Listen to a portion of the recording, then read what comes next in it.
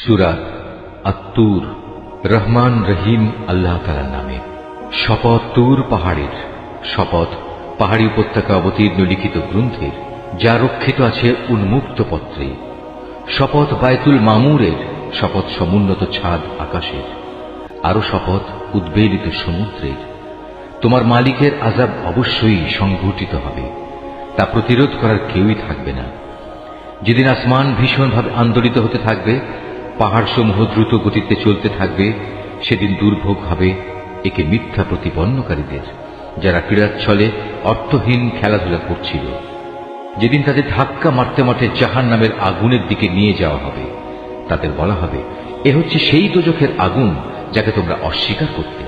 এটাকে কি জাদু মনে হয়, না তোমরা দেখতে পাচ্ছ না? যাও, তোমরা এতে জ্বলতে থাকো। অতঃপর এখানে বসে তোমরা ধৈর্য ধারণ করো কিংবা না করো, কার্যত তা তোমাদের জন্য সমান কথা। তোমাদের ঠিক সে ধরনের বিনিময় আজ প্রদান করা হবে যে ধরনের কাজ তোমরা করতে। অপরদিকে যারা আল্লাহকে ভয় করেছে, তারা অবশ্যই আজ জান্নাতের সুরম্য উদ্যানে ও অফুরন্ত নিয়ামতে অবস্থান করবে। তাদের মালিক তাদের যা দেবেন তাতে তারা সন্তুষ্ট হবে। তাদের মালিক তাদের জাহান্নামের কঠোর আযাব থেকে বাঁচিয়ে দেবেন। তাদের আরো বলা হবে, তোমরা পরিতৃপ্তির সাথে আজ এখানে পানাহার করতে থাকো তোমাদের আমলের বিনিময়ে।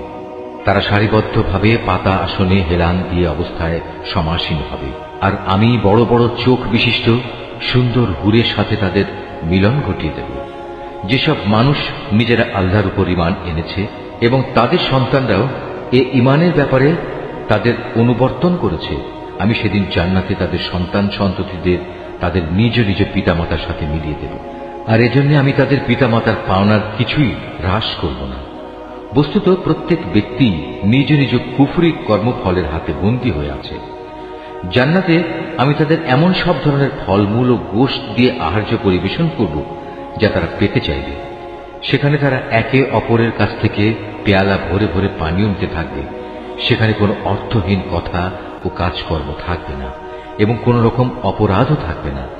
তাদের চারপাশে তাদের সেবার জন্য নিয়োজিত থাকবে কিশোর দল, যারা এক একজন হবে যেন লুকিয়ে রাখা মণিমুক্তা।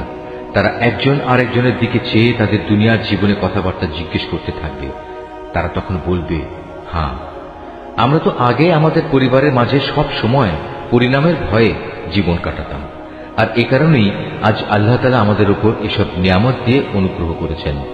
সর্বোপরি তিনি আমাদের জাহান্নামের গরম আগুনের শাস্তি থেকেও রক্ষা করেছেন।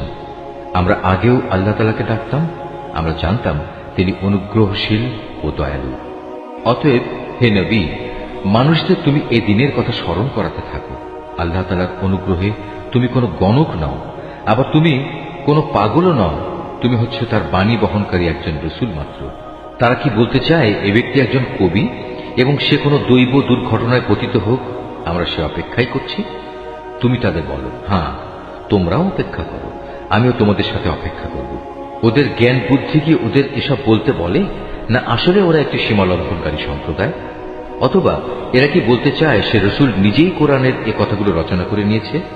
সত্য কথা হচ্ছে এরা ঈমান আনে না। তারা নিজেদের কথায় যদি সত্যবাদী হয়, তবে তারাও এই কোরআনের মতো কিছু একটা রচনা করে নিয়ে আসুক না। তারা কি কোনো স্রষ্টা ছাড়া এমনি এমনি সৃষ্টি হয়ে গেছে? না তারা বলতে পারে তারা নিজেরাই নিজেদের স্রষ্টা? না তারা নিজেরাই এই আকাশমণ্ডল ও ভূমণ্ডল সৃষ্টি করেছে? আসল কথা হচ্ছে এরা আল্লাহ তাআলার সৃষ্টি কৌশলে বিশ্বাসই করে না। তাদের কাছে কি তোমার মালিকের সম্পদের ভাণ্ডার পড়ে আছে, না তারা নিজেরা সে সম্পদের পাহারাদার সেজে বসেছে? অথবা তাদের কাছে আসমানে ওঠার মতো কোনো সিঁড়ি আছে যাতে আরোহণ করে তারা আসমানের অধিবাসীদের কথা শুনে আসে? তাহলে তারা আসমান থেকে শোনা বিষয়ের উপর সুস্পষ্ট কোনো প্রমাণ এনে হাজির করুক। অথবা তোমরা কি আসলে মনে করো যে সব কন্যা সন্তানগুলো আল্লাহ তাআলার জন্য আর তোমাদের ভাগে থাকবে শুধু ছেলেগুলো? কিংবা তুমি কি আল্লাহর বিধানাবলীর তাবলীগের বিনিময়ে তাদের কাছ থেকে কোনো পারিশ্রমিক দাবি করছো, যা তাদের কাছে দুর্বহ জরিমানা বলে মনে হচ্ছে? অথবা তাদের কাছে রয়েছে অদৃশ্য জ্ঞানের এমন কিছু যা তারা লিখে রাখছে?